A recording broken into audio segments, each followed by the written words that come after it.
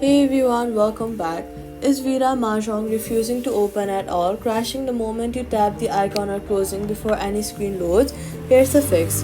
First, swipe up and force close the Vita Mahjong completely from your recent apps. Then, press and hold on your home screen and then tap remove app, delete app, then delete the app to fully uninstall it.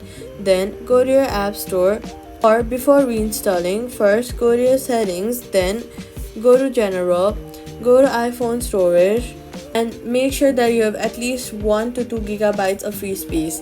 Vita Mahjong crashes on launch when storage is too low its level assist.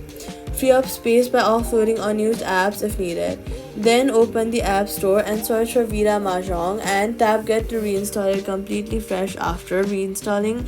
Go to your settings again, then go back to General, go to Software Update and install any pending iOS update.